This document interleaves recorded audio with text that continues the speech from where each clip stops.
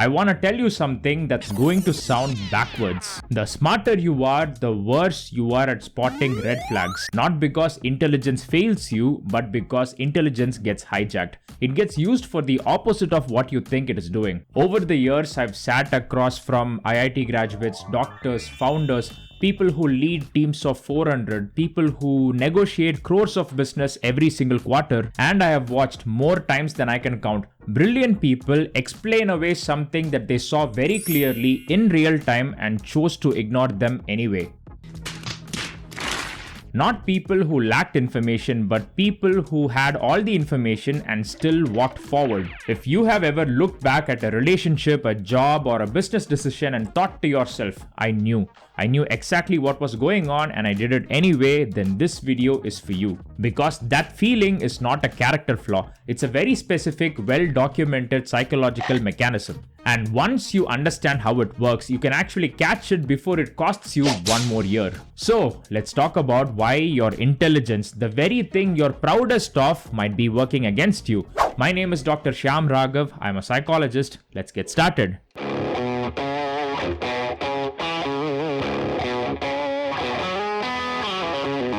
Here is the assumption that almost everyone makes, including highly educated people. They assume that intelligence exists to evaluate situations accurately, to see the truth faster, to catch the lie sooner, and to read the room better than someone with less education and less experience. That is not what intelligence is for, psychologically speaking. Intelligence is a tool, and tools do not have any loyalty. Without any loyalty at all, they just serve anyone who is holding them and pointing them in a specific direction. Most of the time, the one holding that tool is not your judgment, it is your want. There is a well-established finding in psychology, and it keeps coming up over and over again once you know how to look for it. People with higher reasoning ability are not more likely to reach accurate conclusions on emotionally loaded questions. However, they are significantly better at constructing convincing arguments for the conclusion that they already wanted to reach. What?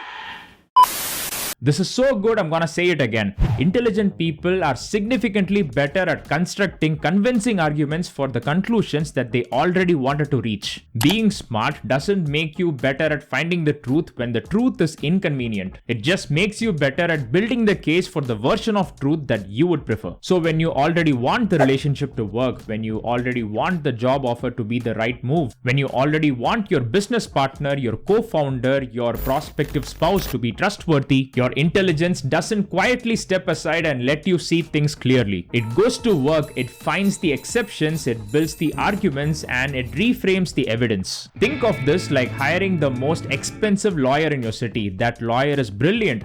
That lawyer can win almost any case you give them. And that's why I fight for you, Albuquerque. Better call Saul, Token, attorney at law. They don't stop to ask whether the client is actually innocent. They simply build the best possible defense for whoever is paying them. Very good. Thank you very much. Good to meet you. Yeah. Don't drink and drive, but if you do, call me. Right now, in the moments that matter the most, your intelligence is that lawyer. And the client it is representing is not the truth, but your wishful thinking. Let me describe someone I've worked with in the past. I'll change the identifying details, but the pattern will feel familiar to a lot of you. She was in her early 30s, worked in finance, sharp, methodical, and the kind of person who would read every clause in a contract before signing it. In her professional life, nothing got past her. So this person met a match through family. Early on, there were small inconsistencies. A story about his previous job that didn't quite add up, a comment from a mutual contact that felt slightly off, and a few more such things. She noticed all of this. She also told me that she remembered thinking that this didn't sound right. And then within the same breath, she explained all of it away. Maybe the mutual contact was wrong. Maybe he had just phrased it clumsily. Maybe she was just being too suspicious because of the events of her previous relationship. Fast forward 2 years later, several of those inconsistencies turned out to be the tip of a much larger pattern. Here's what I want you to notice. She is by any measure a very intelligent and detail-oriented person. The problem was never her inability to observe. She noticed everything. The problem was what her intelligence did immediately after noticing. It immediately got to work, minimizing, reframing, and explaining faster than her conscious judgment could stop it. That's not a story about a smart woman being fooled. That's a story about intelligence doing exactly what we're about to break down. Let's break this down into 3 specific mechanisms. Once you can name each one, you can start catching them in your head in real time while it is happening. Mechanism number 1. Cognitive dissonance reduction. Holding 2 conflicting facts at the same time in your mind is uncomfortable. This person is so brilliant and ambitious, but this person also lied to me about something last month. That combination of conflicting beliefs in your mind creates something called dissonance. Your brain does not like sitting in that discomfort with 2 conflicting beliefs, so it tries to resolve it. Almost always, it resolves it by shrinking the second belief rather than questioning the first one. You may find yourself tell yourself something like, it's such a small thing, everyone exaggerates a little bit, it's no harm, or I'm probably overthinking this. You did not miss the lie, you processed it fully, and yet you filed it under the file name not significant. You specifically did this so that the discomfort would go away. This filing decision felt more like a judgment. It was not judgment, it was actually relief disguised as judgment. Alright, mechanism number 2. Sunk cost fallacy disguised as loyalty or maturity. You've been working in this company for 4 years. You've been with this partner since your 20s. You've already told your parents that the marriage is happening, the invitations are half planned, and the families have met. The longer you have invested in something, your brain reframes leaving it as loss and staying as commitment. This happens even when the underlying facts have not changed at all. This is precisely why senior, well-accomplished, high-earning people stay at bad professional or personal situations longer than people who are at an early stage in their career or life. They just have more sunk cost to protect. And here's the crazy part. Their competence, their high intelligence gets used up in justifying that bad position, staying in that bad position, rather than questioning if they should actually stay. I've heard people, incredibly capable people, describe a 5-year deteriorating business partnership in the same vocabulary of loyalty and long-term thinking. It just doesn't make sense. This doesn't make sense looking from a third person's point of view, but to them it makes perfect sense because they are in the fallacy of the sunk cost. It's not wrong, it's just doing a different job than they thought.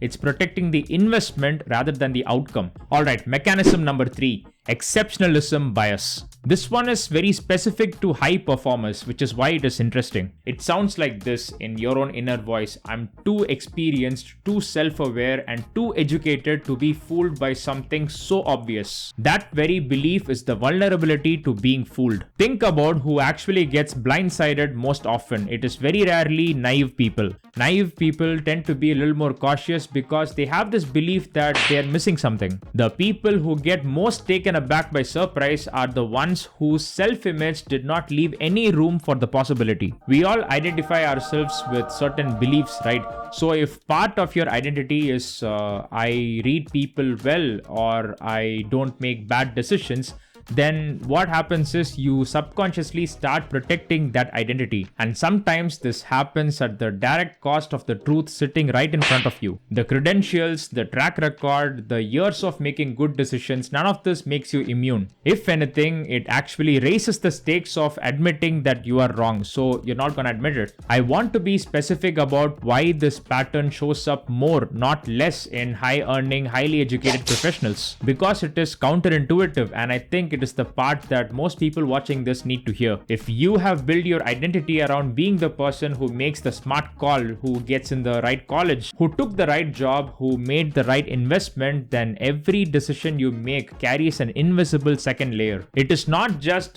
should I stay in this relationship or should I stay in this toxic job? It is also quietly, what does it mean about me if I got this wrong? That second layer is where the rationalizing engine gets its fuel. The stakes aren't just the relationship or the job anymore. The stakes are your self-concept. People will go to remarkable lengths to protect their own self-concept before they go to any lengths to protect their own long-term well-being. This is also why advice like trust your gut falls apart. Many of you have guts that have been trained over the years to override discomfort in service of a goal. That is often exactly how you got to where you are professionally. The same instinct that pushed you through a tough exam, a difficult negotiation, or a very demanding boss is the same instinct that is asking you to push through this particular situation. So, if intelligence isn't the answer, then what is? It is definitely not to trust your gut. That advice falls apart very quickly. What actually works is structural, not emotional. It's about interrupting the rationalization process before it even has time to build a convincing case. Here are 4 things that I suggest my clients to do. First,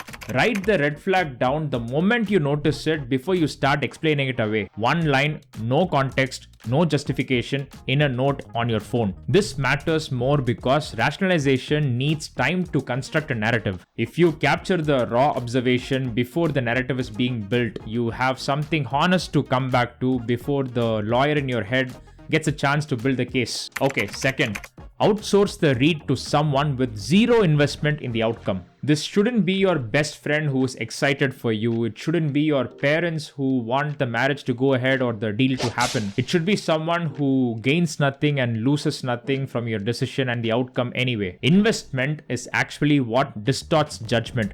So the solution is to borrow that judgment from someone who has zero skin in the game. Alright, third, separate the decisions from the timeline pressure. Urgency is where rationalization thrives because urgency removes the time needed to sit with discomfort. Before you make any decision, ask yourself directly, is the deadline real or is the pressure borrowed from someone who benefits when you make this decision? Alright, number 4, ask yourself what you would tell a friend if they were in your same situation, same exact situation with the same facts and nothing else. This works because it removes your identity from the equation and thereby reducing your investment. Being intelligent was never going to protect you from this anyway. If anything, it just makes you a better case builder for a story that you wanted to be true. What actually protects you is not more intelligence, not more analysis, and definitely not more willpower. It is a process. Noticing before you narrate, borrowing outside judgment before you're too invested to trust your own, and finally, refusing to let urgency make the final decision for you. Alright, we've come to the end of the video. If you've gotten value out of this content, please give me a thumbs up. If you'd like to book a paid consultation with me, please contact me on Instagram, and also please subscribe to Mental Biceps channel. Until next time, bye.